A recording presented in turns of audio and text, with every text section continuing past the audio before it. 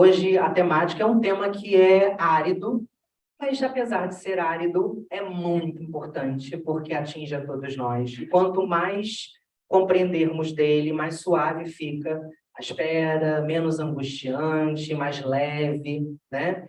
Que é a compreensão do itinerário do processo de adoção. Que não é um processo complicado, pelo menos não me parece, apesar de eu ser advogada. E que quanto mais você vai convivendo com ele, e vocês vão conviver com ele durante muitos anos da sua vida, né? Dependendo do perfil, então, durante muitos anos, né? Muitos anos, você vai percebendo que certas nuances estão na lei, outras são dadas também pela prática jurídica, que são requisitos fixados pelo juízo, mas não entrando já na área do colega palestrante, Guilherme Alves vai falar um pouquinho para a gente, ele preparou uma apresentação, eu vou ter que mudar ali, tá? Com a palavra. Tudo bom, gente? Boa noite. Você só tem que ficar centralizado aqui. Boa noite, meu nome é Guilherme, sou advogado, trabalho com direitos de família já há um bom tempo, né? Advogo desde 2020, mas desde o início da minha formação acadêmica eu já atuava com direito de família, assessorava uma juíza na comarca de Belford Roxo, trabalhei lá por 7 anos. Então, assim, eu consegui trazer para a minha vivência prática da advocacia, um pouco da experiência do outro lado da mesa, da vivência do tribunal. Então, eu consegui ter uma percepção de como funcionam os entendimentos do juiz, como funciona o itinerário, cartorário. Aí, isso é de muita relevância quando a gente trabalha principalmente com um processo que é delicado, que é o da adoção, que tem diversos detalhes. Eu montei essa palestra já desde antes, assim, agradeço ao Mônio, já estou da presença de todas e todos que estão aqui.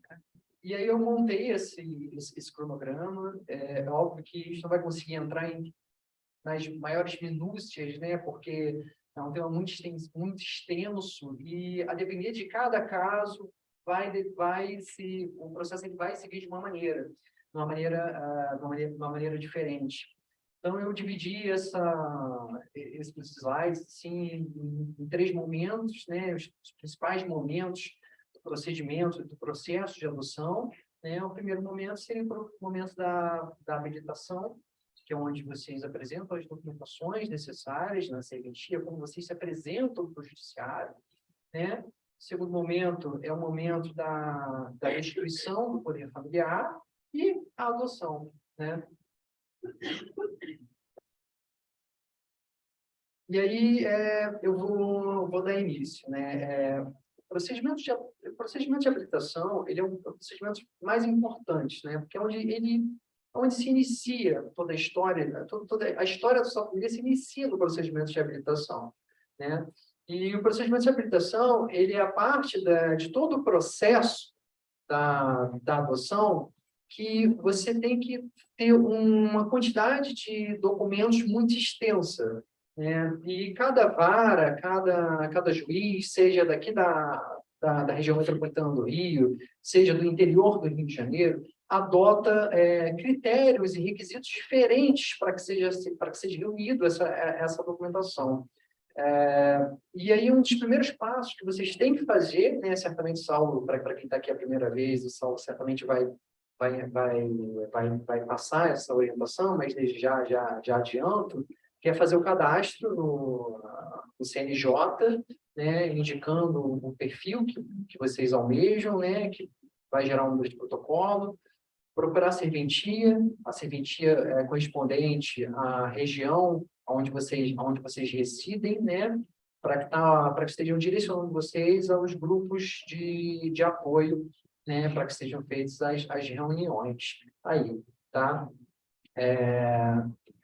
Depois de realizada, não sei se eu estou indo rápido demais, tá? Depois de reunida toda a documentação, quando eu faço os meus processos de habilitação, eu procuro reunir a maior quantidade de documentos possíveis, né? Para que já evite um possível atraso no processo. né? O que eu percebo, assim, é que quando chega algum cliente ou algum amigo querendo uma orientação sobre procedimentos de habilitação, quando a pessoa entra sem assistência de um advogado, muitas das vezes ela acaba sendo surpreendida pela falta de um documento, ou é exigido algum documento a mais que não está lá no rol elencado pela lei, né, pelo CNJ, né? E aí eu oriento a extrair a maior quantidade de documentos, maior quantidade de documentos para poder estar sendo apresentado. E aí eu já falo, já de antemão, que organização do procedimento de habilitação é a coisa mais importante. Mais importante. O juiz, ele tem uma pilha desse tamanho de processo, um acervo da primeira vara, por exemplo, acredito que esteja em torno de uns 7 ou 8 mil processos, e ele não vai ter uma cautela rígida, para poder ver se seu documento está legível ou não. Então, assim, se o documento, ainda que o seu documento dê para ver um pouco, mas se esteja faltando ali uma parte, uma fotografia não tenha sido indexado de uma forma legível, ele vai mandar intimar vocês para poder vocês estarem indo lá novamente, encaminhando a documentação, né?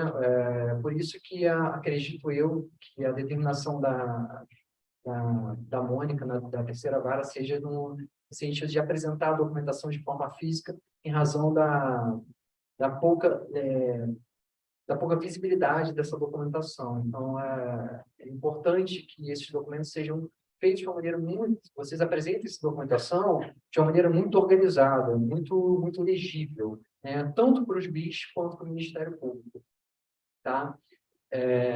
Depois de encaminhada essa documentação, assistido às reuniões dos grupos de apoio à adoção, vocês vão reunir esses documentos e apresentar na serventia, seja por meio de um advogado, sejam sozinhos. É um procedimento que não é imprescindível a presença de um advogado.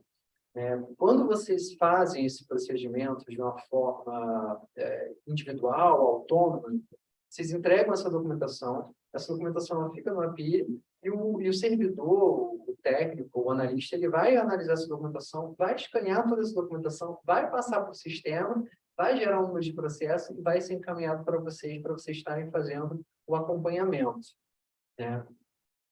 Depois de entregue toda a documentação, tudo certinho, com o número do processo já devidamente autuado, esse processo é encaminhado ao juiz. O juiz analisa essa documentação é enviada, esse processo é enviado ao Ministério Público. Depois, o Ministério Público, esse processo, estando toda a documentação correta, esse processo ele volta para o juiz, e aí, por fim, o juiz determina que seja feito o agendamento das entrevistas com o setor de psicologia e estudo social do tribunal.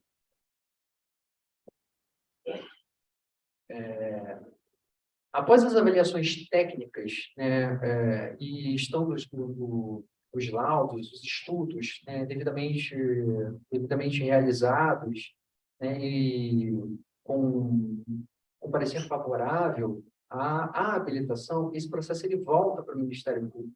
O Ministério Público tomar a ciência desses laudos, e aí depois, com um parecer favorável do MP, ele volta novamente ao juiz para que seja dada a sentença de habilitação e a inclusão de vocês dentro do Sistema Nacional de adoção e acolhimento, para que vocês estejam aí entrando na fila, tá?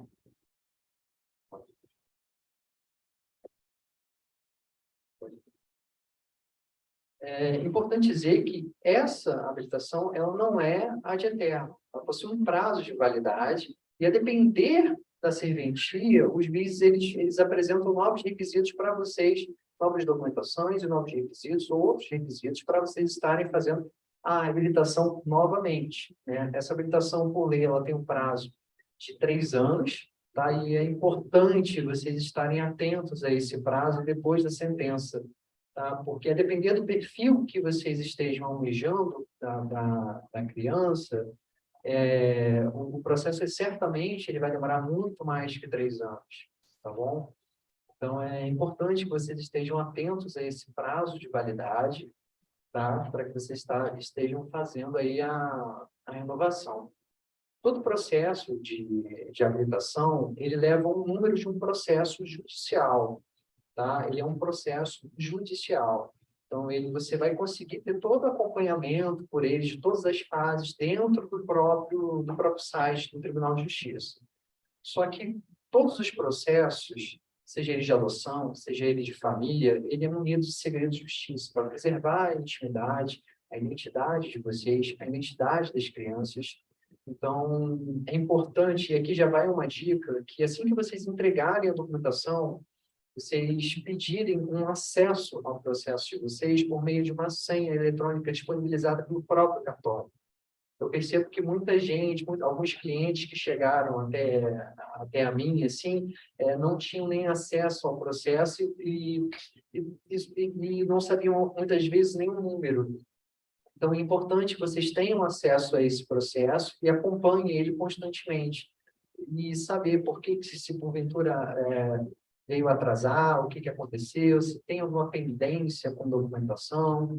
Assim, é a vida de vocês que está ali, a constituição da família de vocês que está sendo realizada. E os juízes, eles entendem isso com um interesse maior de vocês, tá? Os juízes não necessariamente ele vai olhar para o processo de vocês como uma coisa independente, né? Ele vai olhar como um todo, tá bom?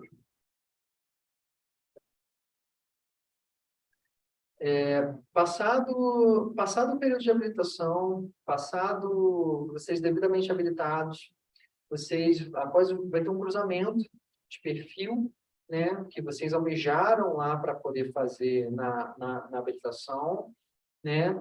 E aí possivelmente, vocês vão ser indicados a iniciar, a conhecer o filho de vocês e a se iniciar, e aí sim se inicia o estágio de convivência, o primeiro contato. Normalmente, né, comumente, esse primeiro contato é feito pelo assistente social do tribunal, do juízo, né, pela vara da infância, que entra em contato com vocês por meio das informações que vocês deixaram lá na habilitação, dentro do sistema nacional. Um parênteses. Mantenham sempre os dados de vocês atualizados. Sempre, sempre. Principalmente o endereço, tá? Endereço, telefone, e-mail, porque através desses contatos que a serventia vai comunicar com vocês, tá?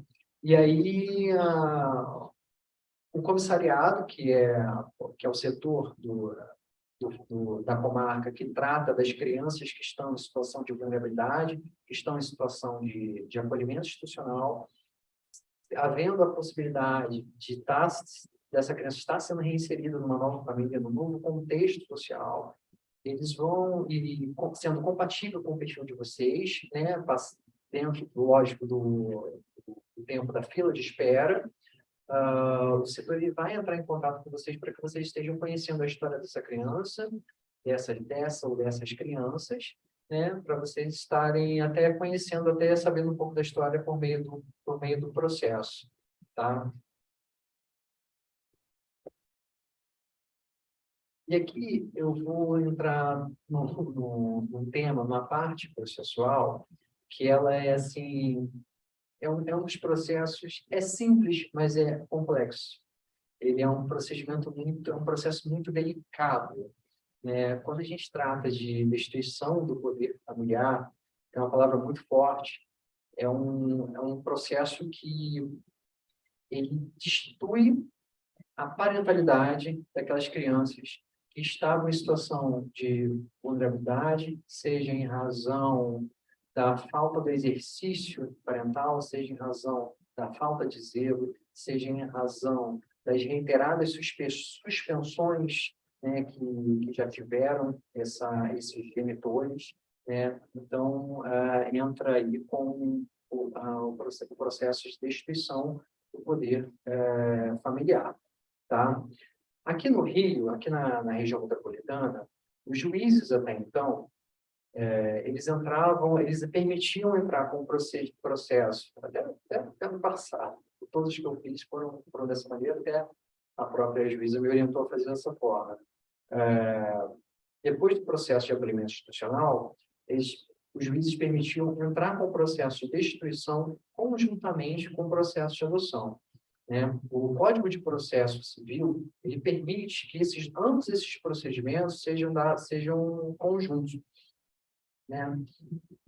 Para poder ter uma celeridade maior. O que acontece na destituição do poder familiar?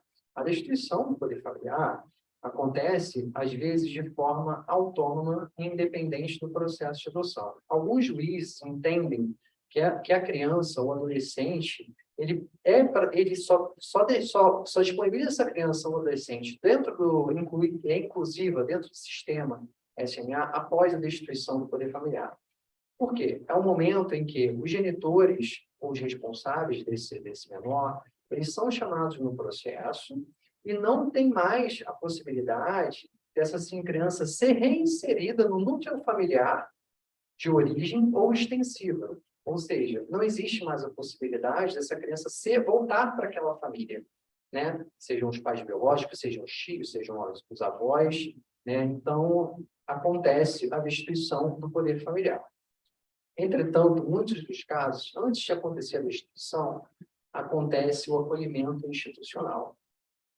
O acolhimento institucional é quando o poder público percebe que aquela criança está numa situação de vulnerabilidade, está em uma situação de risco, então essa criança precisa ser retirada daquele local ou daquele núcleo, e o Estado acolhe essa criança para poder tentar dar uma proteção integral, uma proteção maior para essa criança, e está tentando ali fazer uma possível inserção, uma nova inserção no mesmo núcleo familiar.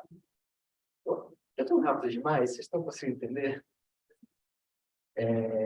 E isso acontece. Muitos dos casos que eu tenho visto, assim, né, no ano passado, principalmente, a criança já estava em uma situação de acolhimento, que já não existia mais possibilidade nenhuma dessa criança receber do núcleo familiar, e aí o Ministério Público, que se manifesta em todos os processos, seja eles de acolhimento, seja eles de destituição, seja eles de adoção, ele propõe, ele sugere, ele faz um requerimento ao juiz para que essas crianças, ou essa criança, ou esse adolescente, seja incluído dentro do Sistema Nacional de Adoção.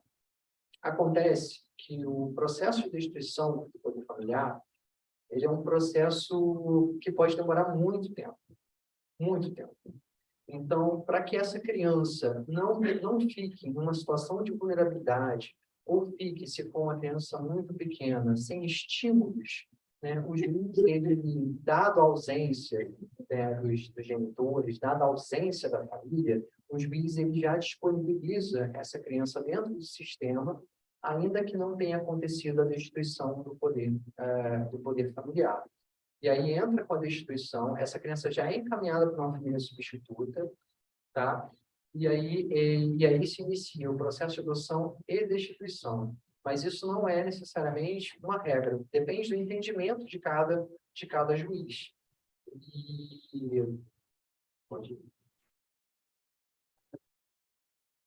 E aí eu vou tentar falar um pouco sobre as fases desse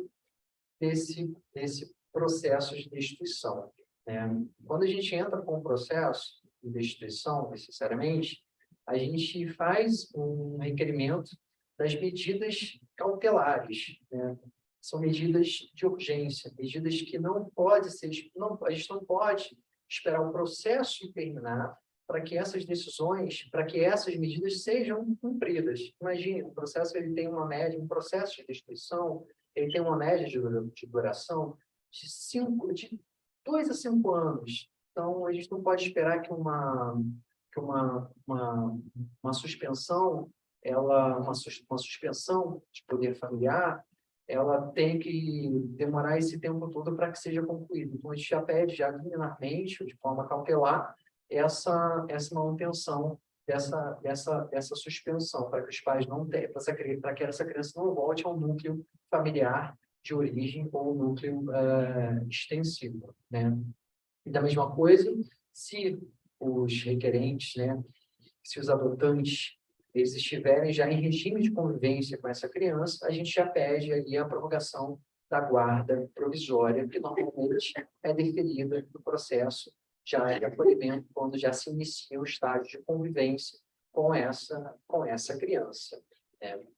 Dito isso, né, a primeira parte, e o juiz, ele manda esse processo, encaminha esse processo junto com os requerentes e a criança, para que sejam feitos os estudos sociais, os estudos psicológicos, para ver como é que está sendo realizada essa convivência, essa adaptação, esse novo contexto familiar da criança. E é elaborado estudos técnicos, né, para isso. Estudo pela equipe disciplinar, constituída por psicólogos e assistente social do Tribunal de Justiça, né? E nesse meio tempo, como se trata de um processo judicial, um processo litigioso, né, tem que ser realizada a citação dos genitores para que possibilitem eles apresentar alguma defesa dentro do processo, caso assim acharem necessário. Então, foi uma tentativa de citação desses genitores. Por muitas das vezes, em muitos casos, dada a situação de abandono dessas crianças, desses adolescentes, esses genitores, eles se encontram em um local incerto e não sabido, encontram-se em locais desconhecidos, que dificulta a intimação, a ciência, né, da existência desse processo, da existência dessa medida que está sendo imposta pelo juiz, né, para que eles possam estar se manifestando, seja através de um advogado particular, seja através da defensoria pública, né? E essa é a parte que mais demora dentro do processo. Então, assim, se vocês não estiverem sendo acompanhados, sendo assistidos por um profissional que entendam da dinâmica, é a parte do processo que mais demora. Chega a demorar de 2 anos, mais ou menos, 1 ano e meio, 2 anos, até que a citação seja efetivada. Mas, e, Guilherme, se não conseguir achar essas pessoas, como é que fica? O processo ele não vai andar? Não, ele anda. O juiz, ele faz buscas por meio de sistemas conveniados que ele possui, né, para que vê com os dados desses genitores, para poder tentar buscar um possível novo endereço para que eles estejam apresentando aí uma possível defesa dentro deste processo de destituição, né?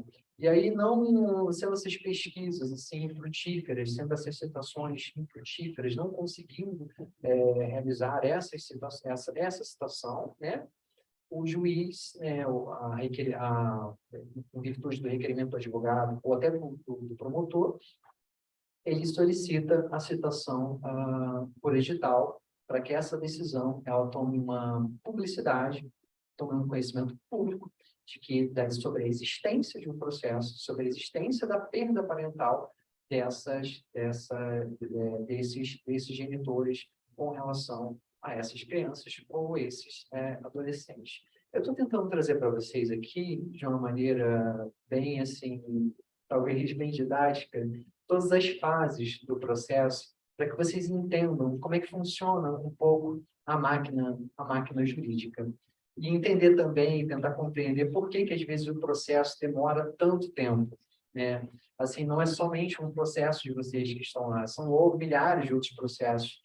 E ainda existe ainda a deficiência da máquina jurídica, né? A falta de funcionários, a falta de equipamento para poder estar fazendo isso, né? Esses genitores, esses responsáveis, tendo sido citados ou não, sendo essa citação feita por edital ou não, tá? Existe um prazo para que eles estejam, para que possibilite eles responderem esse processo, né? Qual o prazo? É um prazo de 10 dias úteis. Todos os prazos, né, de processos de infância que são regidos pelo ECA, eles são prazos totalmente diferentes dos processos que normalmente a gente entra na justiça comum. Os prazos eles são mais curtos, exigindo uma celeridade maior no processo. E ainda assim, os processos eles demoram muito tempo para ser tramitado. O juiz ele precisa ser provocado, o judiciário ele precisa ser instigado. Você precisa ir lá solicitar que seu processo ande. É chato, mas isso faz uma diferença muito grande. Às vezes, uma ida de vocês ao fórum para poder saber como é que está o processo de vocês, adianta o processo de vocês, às vezes, em 1 ano, ou até em 2 anos, que às vezes está lá na pilha lá para fazer uma digitação, uma expedição de um mandado para o oficial de justiça, de há 3 a 4 meses, e vocês indo lá instigando, solicitando isso, o processo de vocês ele vai andar com certeza de uma maneira muito mais rápida, tá?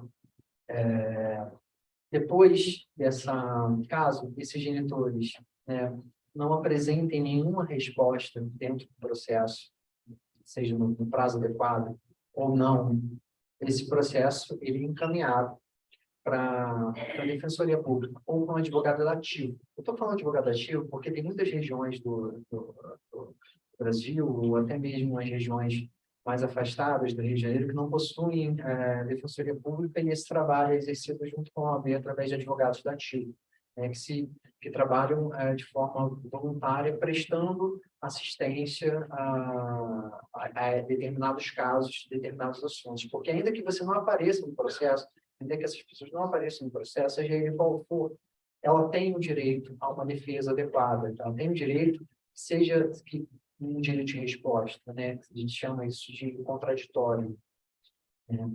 E aí a Defensoria Pública ela faz uma análise desse processo, quando é encaminhado à Defensoria Pública, e ela apresenta uma contestação por negativa geral, negando todos os fatos de uma maneira bem sintética, bem objetiva, para que esse processo tenha uma legalidade. Isso, a lei que seja feita dessa maneira, é um princípio constitucional. Então, caso isso não ocorra, todo o processo, ainda que o juiz sentencie, né, por essa fase, sentencie sem a manifestação de um advogado ativo, ou sem a manifestação de um defensor público por essas pessoas que estão tendo o poder destituído, o poder familiar destituído, esse processo ele é totalmente nulo. Então, é importante que vocês, principalmente, tenham conhecimento de todas essas fases. A gente não pode pular uma etapa, sobrepor a outra, né? Ainda que seja benéfico para a gente. Então, é importante que tudo seja devidamente cumprido, né? Que todo o processo ele seja devidamente realizado com base tanto no ECA, tanto no Código Civil, tanto no Código de Processo Civil, para evitar aí um prejuízo muito maior para a família de vocês, tá bom? Depois disso, o juiz ele pode marcar uma audiência de instrução de julgamento. Caso os genitores compareçam se manifestem, né, façam uma defesa através de advogado, para ver se existe alguma possibilidade ou não de desse poder dessas crianças voltarem para essa família. É muito raro de acontecer, mas pode vir a acontecer, tá? E aí, depois dessa audiência, o juiz, saneando o processo, organizando o processo, tendo todos os requisitos pertinentes à destituição ou não, o juiz ele dá a sentença destituindo o poder familiar. E aí não é mais uma suspensão, é uma determinação de destituição feita por sentença, tá? Essa sentença, ela cabe recurso, né, como toda decisão judicial, e somente após o trânsito em julgado, quando não existe mais nenhuma possibilidade recursal, o poder familiar ele é, de fato, destituído, né? O que acontece aqui na região metropolitana, e como eu havia dito anteriormente, é que o processo de adoção e de destituição, eles caminham juntos. Então, quando chega aqui na audiência de instrução, quando os pedidos são iguais de adoção, são pedidos assim, cogêneres, né, essa audiência de instrução já é uma audiência de finalização do processo de vocês. E aí já acontece, certamente, já aí a última audiência com vocês, com as crianças, e aí o juiz normalmente ele dá sentença em audiência, determinando lá a lavratura da certidão de nascimento, constando o nome de vocês, o nome das crianças, os nomes dos avós, né? Eu dividi, em que pese a gente trate dos temas de maneira conjunta, eu dividi os dois separados para que vocês entendam as fases dos processos e a natureza dos dois processos distintos. Tá? Aí agora eu vou falar sobre o processo de adoção.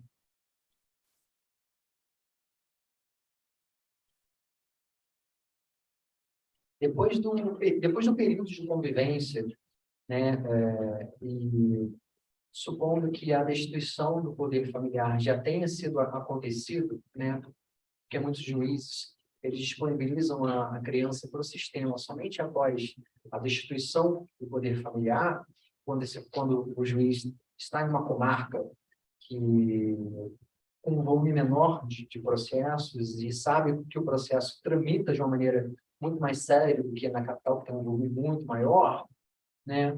O juiz já se inicia esse estágio de convivência, o juiz já determina no processo de destituição que vocês entrem com o processo de adoção no prazo de 15 dias.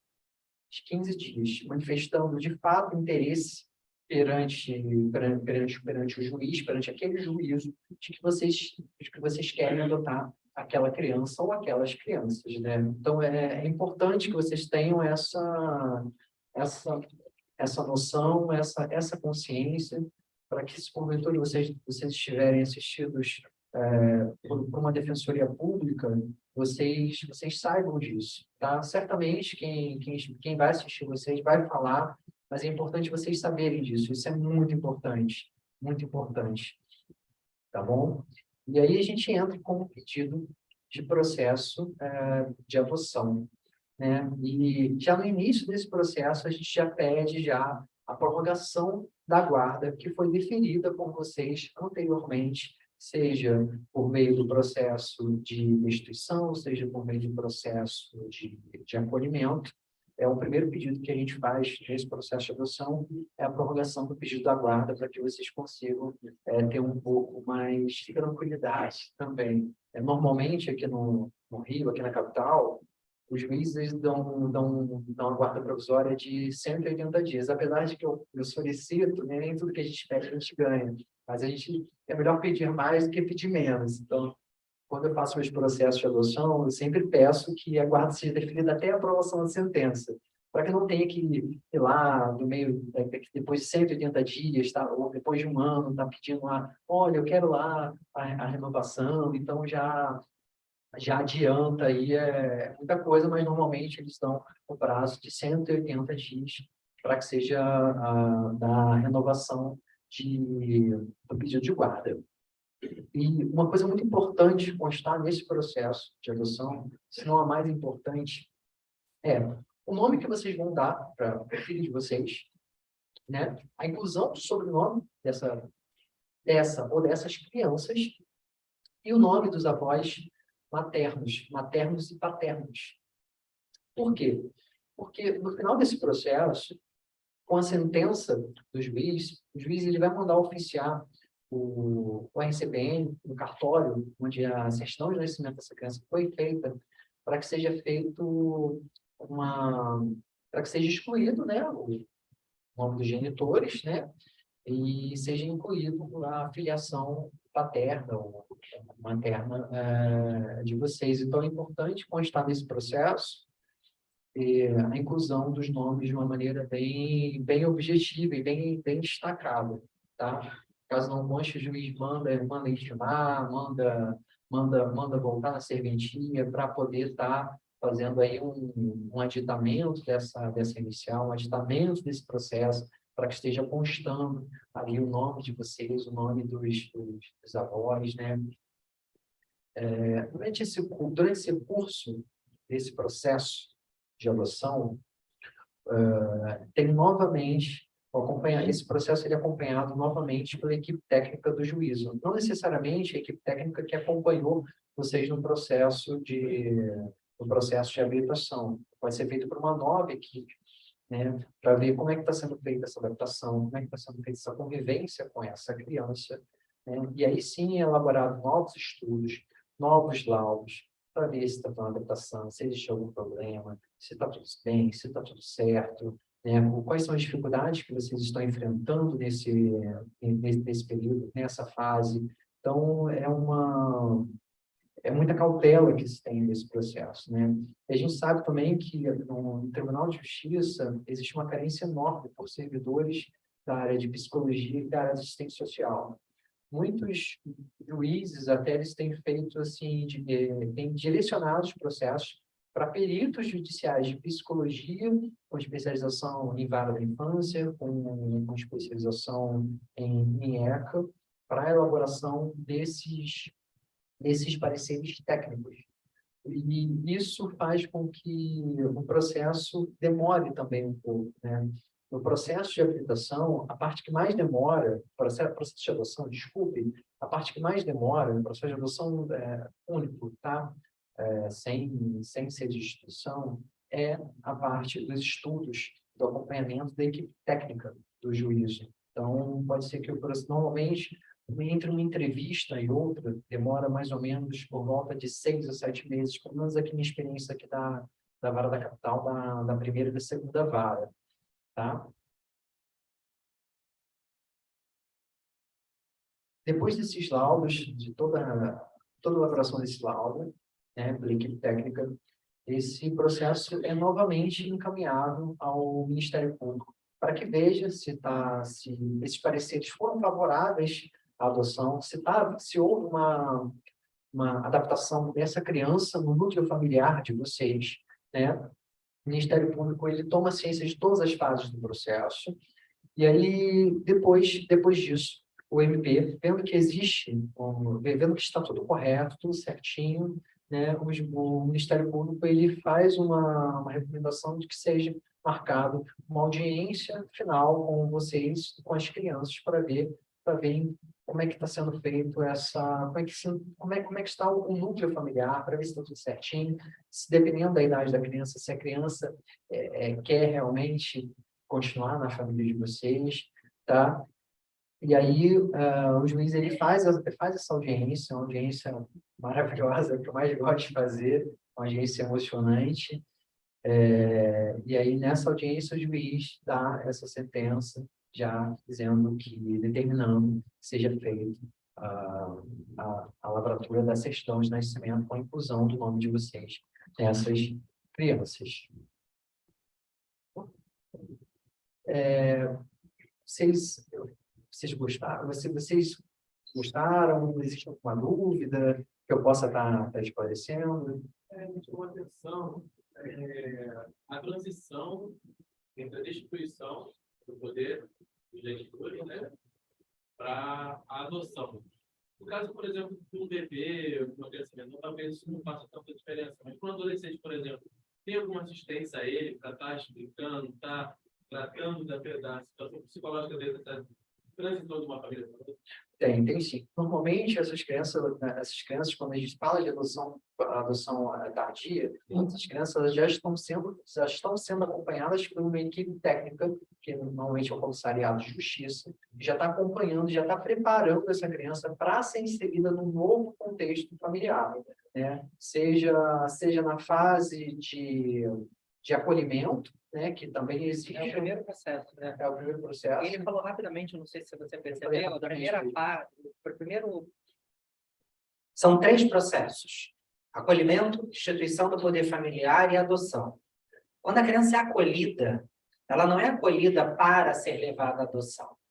Quando uma criança quando o Estado ela interfere na relação de uma criança com o seu vínculo parental, o Estado está preocupado em entender o que existe de funcionalidade na relação daquela criança com o seu vínculo parental. Se essa funcionalidade ela está ocorrendo de maneira benéfica ou não para a criança, se é funcional ou disfuncional. Se existe funcionalidade, o Estado não vai intervir. A família está funcionando bem. Agora, se existe algum grau de abandono, negligência, abuso ou violência, o Estado vai intervir. E cá entre nós, você precisa explicar para um adolescente ou para uma criança que ela sofre abuso, negligência, abandono, violência, ela pode não compreender, porque ela é uma criança. Mas você não precisa explicar muito. Ela pode não ter dimensão daquilo. Ela pode não ter dimensão do que é sofrer um abuso sexual. Mas ela percebe que não é muito legal. Você não precisa explicar muito. Você está entendendo? O que os profissionais vão fazer naquele momento é só dizer para ela que, olha só, seu genitor, não dá nem para chamar de pai e mãe, né? Seu genitor, sua genitora não tem condições de ficar com você. Porque a gente acaba adorando a pílula, sabe? Não tem muito o que dizer nessa hora, não. Teve uma palestra 2 meses atrás, acho que foi de Lícia, não foi? Lícia é maravilhosa para falar desses assuntos. Lícia é uma psicóloga, ela foi psicóloga da primeira vara durante muito tempo. Ela foi uma das palestras gravadas, recomendo que vocês assistam, se vocês não estavam aqui, que vocês assistam. Vai estar lá no nosso YouTube.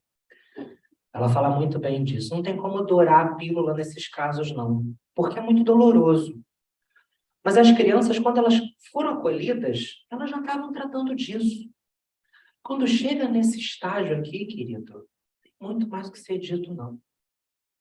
Quando já está falando da destituição, elas já entenderam o que está acontecendo. Não tem mais possibilidade. É porque o Estado já verificou, com aqueles 2 ali, ditos genitores, já não tem condição de ficar. O Estado já procurou a avó da prima, da fulana, do não sei o quê, e todo mundo disse não quero. Ou, às vezes, o grau de abuso, de abandono, de negligência, de violência é tão grande que se você deixar com a prima, vai ter contato com o abusador ou com a abusadora. Para pensar. Você acha razoável que o Estado deixe aquela criança aos cuidados de alguém que pode eventualmente esbarrar com quem causou a dor ou vai despertar gatilhos naquela criança constantemente? Você acha razoável isso? Não. O Estado tem que proteger a saúde mental, a saúde emocional daquela criança. Então, vai para adoção, sim. Então, a sua pergunta tem um degrau mais abaixo. As psicólogas, assistentes, porque às vezes a gente chega no universo da adoção com uma ideia de que os psicólogos, assistentes sociais são pessoas assim, cara, ele não tem noção, ele tem muita noção do que está fazendo. O cara, para entrar num concurso público, para trabalhar com isso aqui, gente, não é qualquer um, não. Ele tem muita noção do que ele está fazendo. E trabalha normalmente com isso há muito tempo. Ele não está lidando com a infância como se estivesse brincando, não. Para ele lidar com isso, ele tem muita noção do que está fazendo. E eles têm muito cuidado, eles têm muito tato. Tá? Para chegar ao ponto de decidir, laudar e indicar para um juiz uma destituição no poder familiar, ele sabe o que ele está escrevendo ali. Nenhuma psicóloga vai botar o CRM, o Conselho Regional, o CRP, o Conselho Regional dela de Psicologia em risco, se ela não tiver certeza do que ela está dizendo ali. E normalmente ela vai indicar isso se ela tem certeza. Só vai indicar se ela tem certeza. E assim, fazendo um gancho com o que o Saulo está falando, a destituição ela é a medida mais gravosa que a gente tem quando a gente trata assim, de família. Entendeu? É o processo mais gravoso, é quando chega nos limites dos limites, onde não existe mais nenhuma possibilidade dessa criança ser reinserida no núcleo familiar, tanto de origem quanto extensiva, bem como o Saulo disse, porque muitas das vezes, se for um caso de abuso, por exemplo, essa criança ela não só vai ter contato com o abusador, como todo o ambiente que era agressivo para ela. Então, quando chega nesse momento, já não tem mais jeito. E a criança, o adolescente, ele tem essa noção, ele tem essa... Eu me lembrei de uma questão. Porque a gente fala muito do abuso sexual, e isso às vezes choca e as pessoas conseguem compreender, mas tem pequenos abusos que às vezes passam pelos nossos olhares e a gente, enquanto sociedade, releva. Recentemente eu vi uma cena de um homem correndo atrás de uma criança na praia de Copacabana, acho que foi em Copacabana, Ipanema, praia lotada, e alguém gravou o homem correndo. E a cena era descrita assim: caso de espancamento de criança e a negligência nossa de todos os dias. Né? Quantos de nós somos negligentes com espancamentos de crianças, né? E ficamos sentados nas nossas cadeiras de praia, tomando sol, assistindo a cenas como aquela e achando, não, o pai que resolva com aquela criança. Vocês acham razoável isso? Porque uma coisa, gente, é bater. Que, dadas muitas aspas, dadas muitas e muitas aspas, né, sobre o bater para corrigir, que quem trabalha com educação sabe que bater não corrige absolutamente nada. Mas vamos lá, né, para os senhores e senhoras que acham que bater em filho tem algum efeito, mas... E outra coisa é espancar, né? Porque você atravessar uma praia com aquele ódio para correr atrás de uma criança e atingir a criança com tamanha ferocidade como aquele homem atingiu, aquilo é espancamento. Uma praia lotada e ninguém se erguer para proteger aquela criança é sim uma sociedade que é conivente com a violência infantil. E se somos uma sociedade conivente com a violência infantil, nós estamos muito passos atrás do que queremos enquanto, sabe, proteção da infância. E você que está sentado aqui, que quer adotar, tem parcela de responsabilidade nisso. Porque o seu filho, ele só estará vindo para os seus braços porque ele é uma dessas vítimas. Para pensar nisso. Gente, os nossos filhos, eles só são...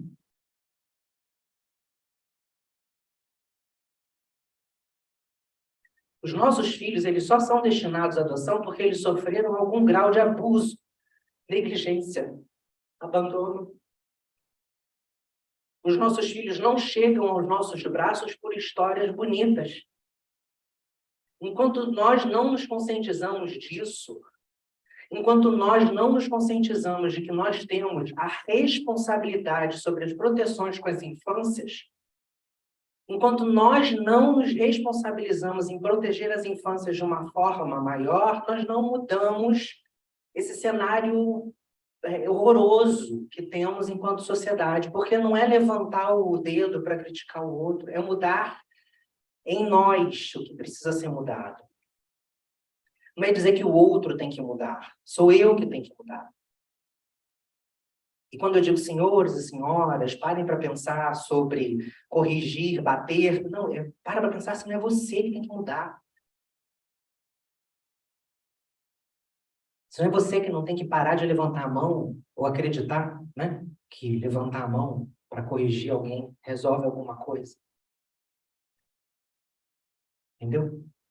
A minha pergunta, ela tem tudo, né? Assim, nós já estamos habilitados, está renovando. Nós passamos por algumas reuniões, um tema que sempre me chamou muita atenção nas reuniões é a questão das crianças, principalmente as adoções tardias, de crianças que, apesar de tudo, elas querem os pais biológicos, né? E isso nos chamou mais atenção ainda depois que a gente teve acesso a um filme que foi indicado para nós, que é aquele De Repente Uma Família, que trata muito desse ponto. Que é um casal que adota irmãos, né? São 3 irmãos, e a adolescente, ela quer de qualquer forma voltar para a mãe dela. E a mãe vive em situações, dependente de química, né? Mas isso sempre retornou muito assim, na minha cabeça, em relação a isso de qual é o tratamento que se dá. Nesse caso, porque a criança acaba querendo... Dois aspectos aí na sua fala.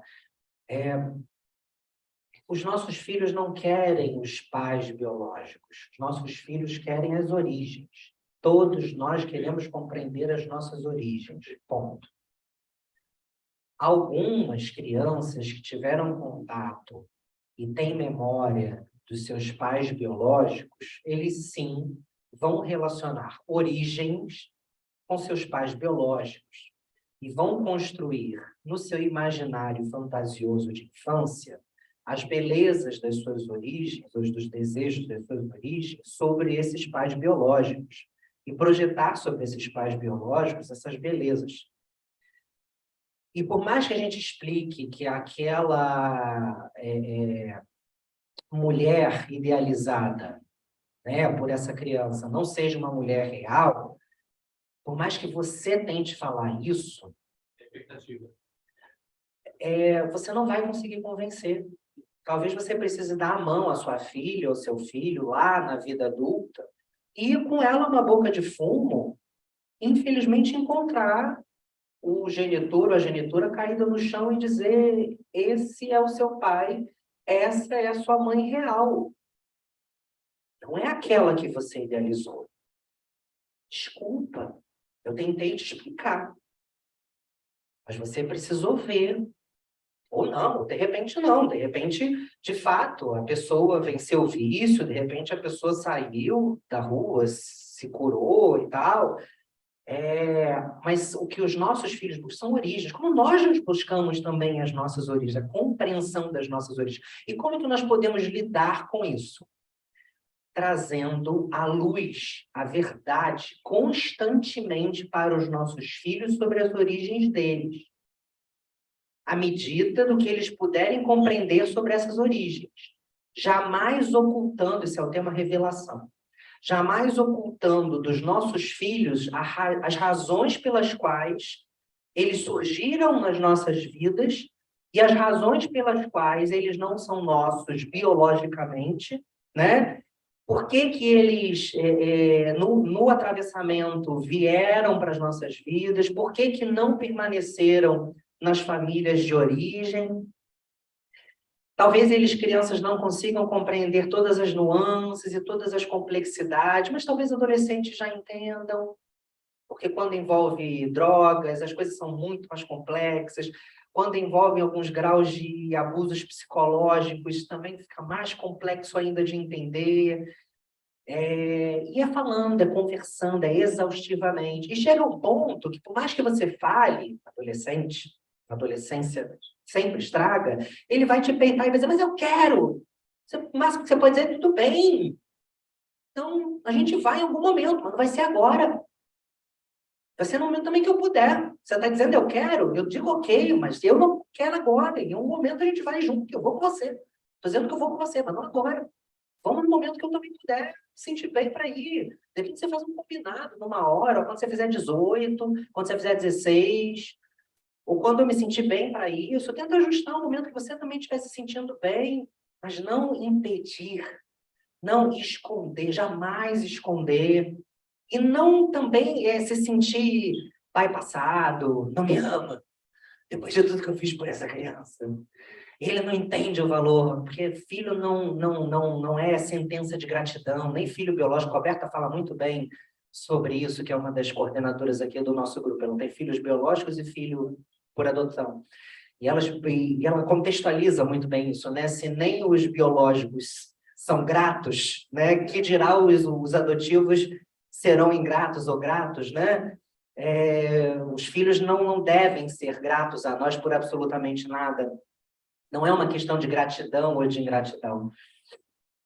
Gente, mais alguma dúvida em relação aos processos?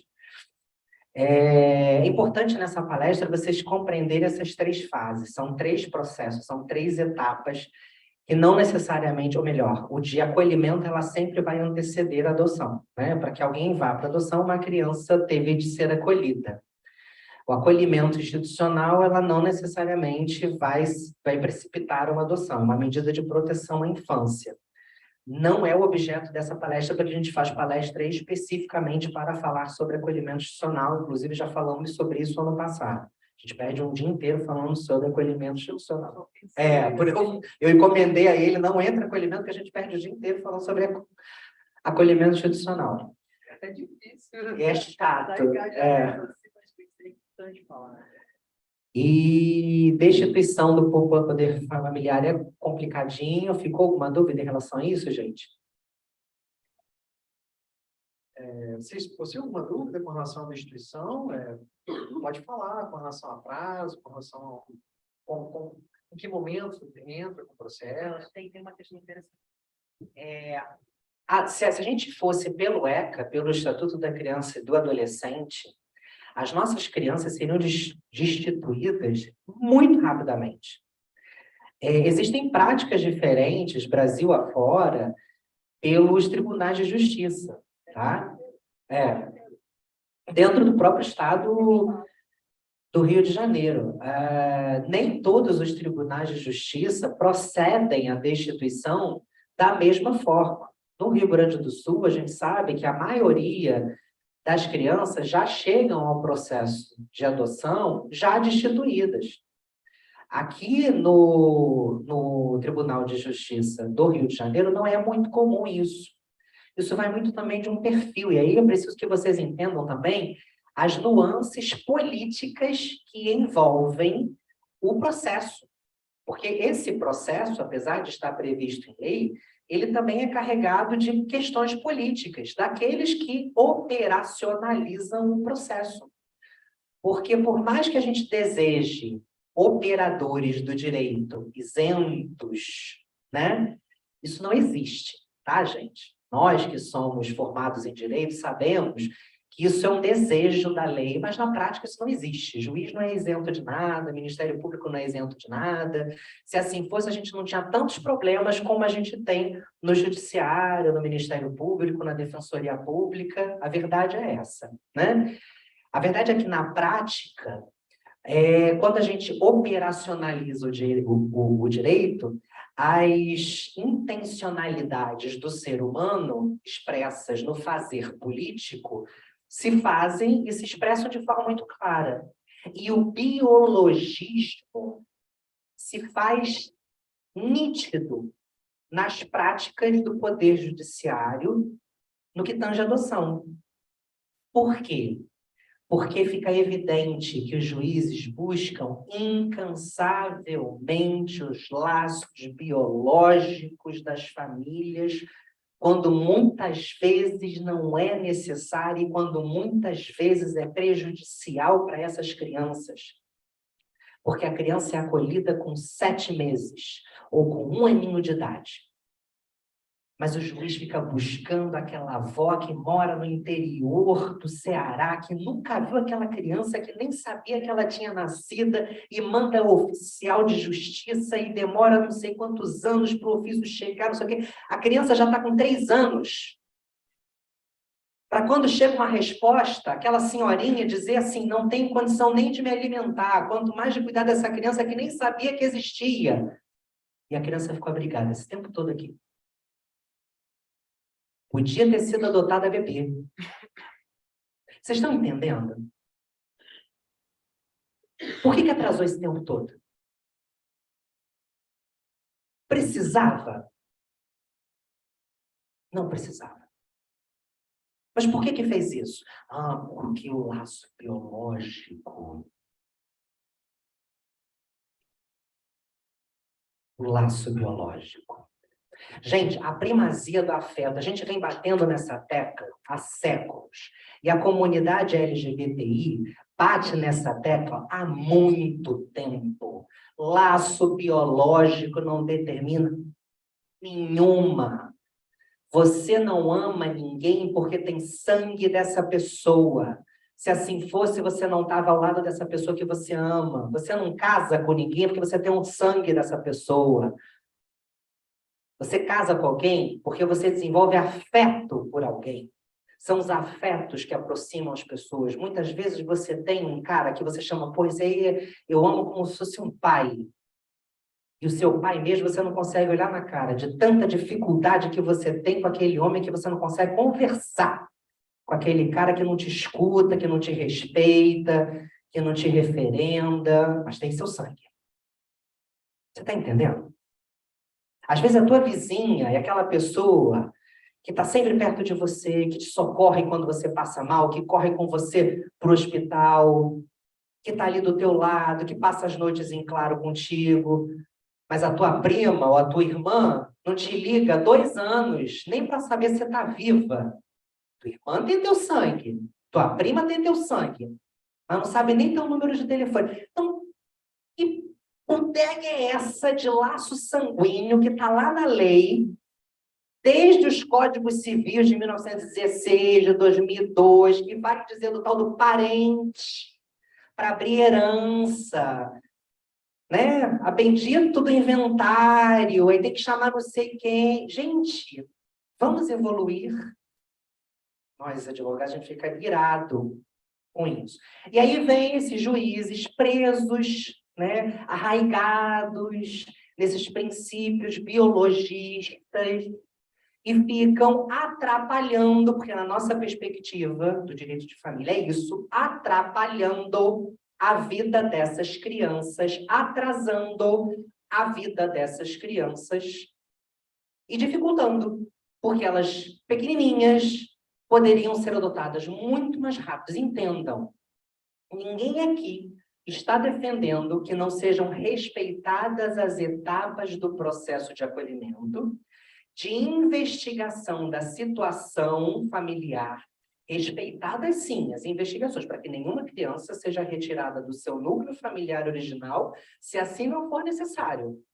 Porque se a situação familiar de origem é funcional, nenhuma criança tem que ser retirada da sua família de origem.